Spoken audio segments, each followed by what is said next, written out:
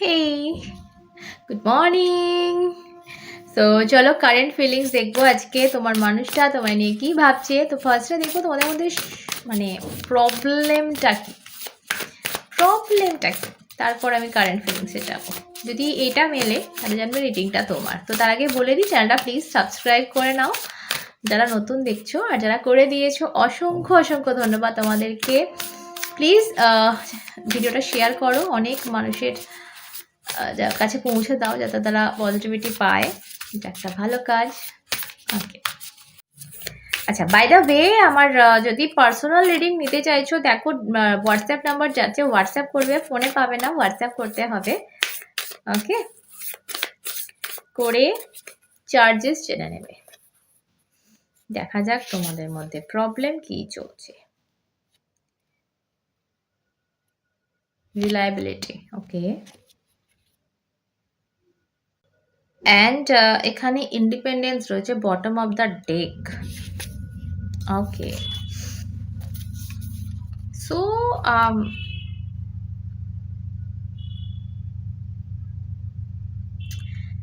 আমার এখানে ভীষণভাবে মনে হচ্ছে আন্ডারস্ট্যান্ডিংয়ের প্রবলেম। এটা আমার মনে হচ্ছে, আমি জানি না। আন্ডারস্ট্যান্ডিংয়ের প্রবলেম, বোঝাপড়া, বা মতের অমিল। একজন যেভাবে থাকতে চাইছে, কেন চাইছে সেটা না বুঝেই আরেকজন বাধা দিচ্ছে। ওকে, আন্ডারস্ট্যান্ডিংয়ের প্রবলেম হতে পারে, বোঝাপড়ার প্রবলেম হতে পারে। একজন কি বলছে, কেন বলছে, আর একজন ঠিক বুঝে উঠতে পারছে না এবং ব্লেম করছে। সেক্ষেত্রে এরকম কিছু থাকলে এই দুটোর মধ্যে একটা ইন্ডিপেন্ডেন্সেরও প্রবলেম হতে পারে। মানে একজন খুব স্বাধীন চেতা মানুষ, স্বাধীন থাকতে পছন্দ করছে, নিজের মতো করে জীবন কাটাতে খুব ভালোবাসছে।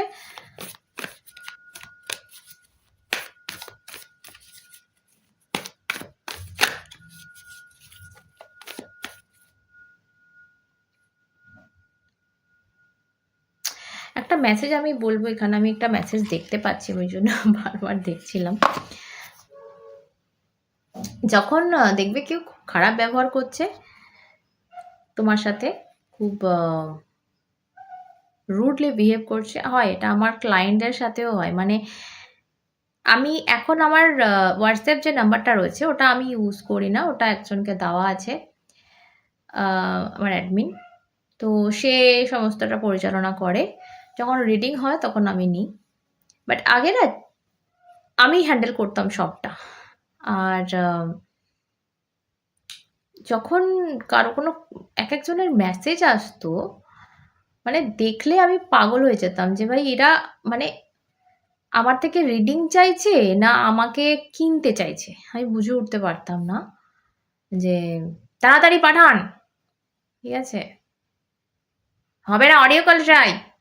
মানে এক এক পেমেন্ট করে আর এক চাইছে, এবং এটা তাদের দাবি, আদেশ, ঠিক আছে। তো অ্যাকচুয়ালি আমি পারতাম তখনই তাকে ব্লক করে দিতে বা স্টেপ নিতে, বাট একটা কথা আমি বুঝতাম যে এই মানুষটা কিন্তু, যারা এরকম করছে তারা কতটা একটা আনহেলদি জায়গায় রয়েছে এবং তারা কতটা অসুস্থ। একটা সুস্থ মানুষ এরকম করে বিহেভ করে না। তো যদি আমি তাদের সাথে উল্টে সেরকম বিহেভ করি, তার মানে আমিও অসুস্থ। তো আমি একটা অসুস্থ মানুষ হয়ে একটা অসুস্থ মানুষকে সুস্থ কিভাবে করব? তো সেই জন্য আমি বিহেভিয়ারটা ঠিক করতাম, ঠিক রাখতাম। বাট চাপ যত বাড়ে, মানুষ নিতে পারে না, তখন আমি এই ব্যাপারটা করি। এখন আর আমি হ্যান্ডেল করি না হোয়াটসঅ্যাপটা, বেঁচে গেছি। বাট রিয়েলি এগুলো কষ্ট দিয়ে যায়। আবার এটাও আমি মনে করি যে অনেক মানুষ অনেক কষ্টে আছে। তো এটা তোমাদের জন্য একটা মেসেজ আমার এটা এলো যে কেউ কিছু বলে না, পার্সোনালি নিও না, তোমাকে বলছে না, বিশ্বাস করো, তোমার নামে যদি কেউ কথা বলছে, পিএনপিসি করছে, তোমার নামে ওটা বলছে না। আমার নামে প্রচুর মানুষ আছে পিএনপিসি করে, ঠিক আছে? তো অ্যাকচুয়ালি এরা নিজেরা হ্যাপি নয়, এবং আমি ইন্ডিপেন্ডেন্ট, আমি হ্যাপি সিঙ্গেল হয়েও, এগুলো অনেকের চক্ষুশূল। সো তোমাকে বেসিক্যালি গালিটা দেয় না, গালিটা তোমাকে পড়ে না, পড়ে ওদের অবস্থাকে গালি দেয়, যে ভাই আমরা কেন সুখী নই, আমরা কেন ভালো নেই।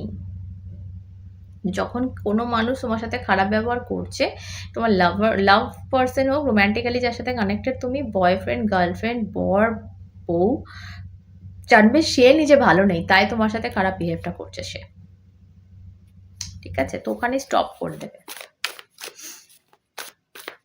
ওকে, সো এবার কারেন্ট ফিলিংস দেবো। যদি এরকম কোনো সিচুয়েশন থাকে না যে খুব ঝামেলা হচ্ছে, একজন খুব স্বাধীন চেতা মানুষ এবং তোমাদের মধ্যে আন্ডারস্ট্যান্ডিং এর প্রবলেম হচ্ছে, ভীষণ বোঝাপড়ার কিছু ভুলভাল হচ্ছে, একজন কি বলছে একজন বুঝতেই পারছো না, সো এটা তোমার রিডিং ভাই।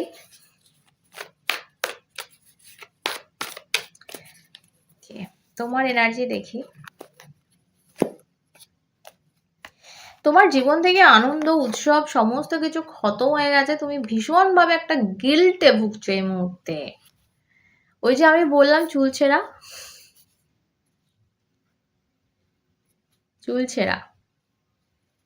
তুমি প্রচন্ড গিল্টে ভুগছো যে কেন একে এর সাথে কেন জড়ালাম আমি। তো এরকম একটা পজিশন। দেখো, এই এই যেটা হয়ে গেছে না, সেটা হয়ে গেছে। আগে ভাবো যে এই প্রেজেন্টটাকে কি চেঞ্জ করলে তোমার ফিউচারটা পাল্টাবে। তো সবসময় প্রেজেন্টে থাকতে হয়। এই তুমি পাস্টে পড়ে আছো এবং ভাবছো যে ভাই কেন করলাম, আমার সমস্ত সব শেষ হয়ে গেল, আনন্দ মানে যা যা করতাম সব কিছুটা শেষ হয়ে গেল।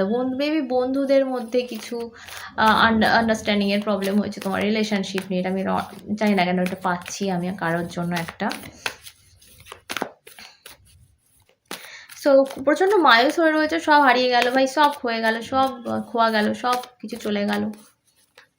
যেগুলো আছে এখনো বাকি সেগুলো নিয়ে নার্চার করো, যাতে সেগুলোকে ঠিক করতে পারো ফিউচারে, যেন সেগুলো অ্যাটলিস্ট না হারায়। পার্টনারের feelings okay, page of Kapse আমি এখানে তো ভীষণভাবে সুন্দর একটা, ও মাই গড, 2 অফ কাপস, কি বলছো? 6 অফ কাপস, ভাই সাহাব, 7 অফ সর্ডস, কেন কাঁদছো ভাই? 6 of pentacle, oh my god, ভীষণ মিসিং এনার্জি রয়েছে তোমার পার্টনারের সাথে। মেবি তোমার কথা নেই, মানে নো কন্ট্যাক্ট জোন, বোঝাপড়ার প্রচণ্ড একটা মিসআন্ডারস্ট্যান্ডিং থেকে তোমাদের দূরত্ব সৃষ্টি হয়, সেই জায়গা থেকে ভীষণ মিস করছে সে। এবার কোথাও না এখন মনে মনে বুঝছে তোমায়, জানো তো, 2 অফ কাপস। এবং এই যে বুঝতে না পারা দুজনকে, এটাও এই মুহূর্তে ফিল করছে ভীষণভাবে, এটাও আমি বলবো।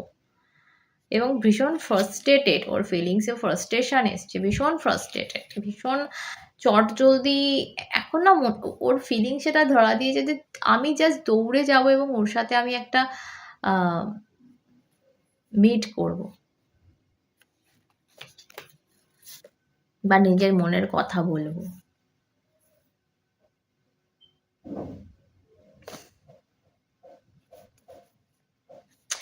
আমি কারোর জন্য বলবো অ্যাপোলজিও আছে, তোমার মানুষটা কিন্তু একটা ভেতর থেকে কোনো জায়গা থেকে না সরি, দুঃখিত যে ভাই মেবি আমি ঠিক করলাম না, বাট তোমার মানুষটা, তোমার মানুষটাকে আমার যে এনার্জিটা ফিল হচ্ছে, তোমার মানুষটা ভীষণ সেলফ লাভ করে এবং সে নিজেকে ভীষণ স্বার্থপর বলতে পারো কারো ক্ষেত্রে।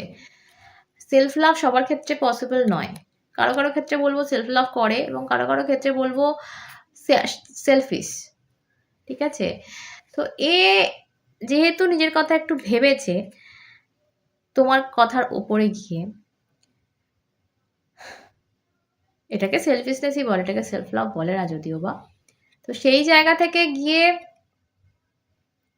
একটু ওর খারাপ লাগছে, ভাই আমি বোধহয় ভুল করলাম, ভুল করেছি একটু, বাট আমার কিছু করার নেই, আমি যেটা করবোই। তুমি এই মোড়ে আসো, আমি বলবো তুমি এই মোড়ে, তুমি যে মোড়ে আছো না ভাই, কিছু বলার নেই। ওকে, সো দেখবো এবার নেক্সট এপিসোড কি তোমাদের লাভ লাইফের নেক্সট এপিসোড। যার সাথে যাচ্ছে সেই নাও, সবাই নিজের করে নিয়ে নিও না, সবার রিডিং হচ্ছে না, এটা কালেকটিভ রিডিং।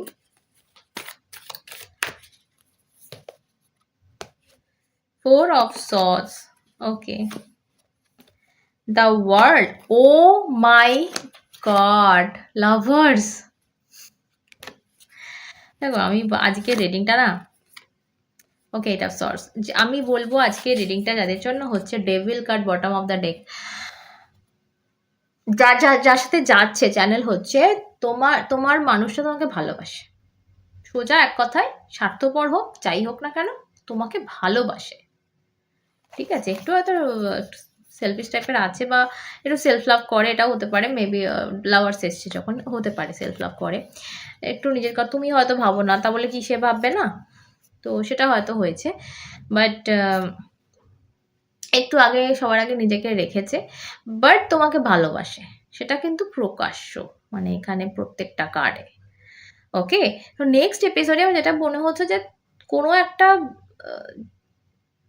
জায়গা থেকে হিলিং হচ্ছে, সবার আগে এটা বলবো, হিল হচ্ছে সম্পর্কটা, ঠিক আছে। যে জায়গায় এই মুহূর্তে হয়ে রয়েছে সেই জায়গাটা হিল হচ্ছে, কারণ ও কোথাও একটা ফিল করছে যে আমি ভাই এখানে ছটপট করছে, মানে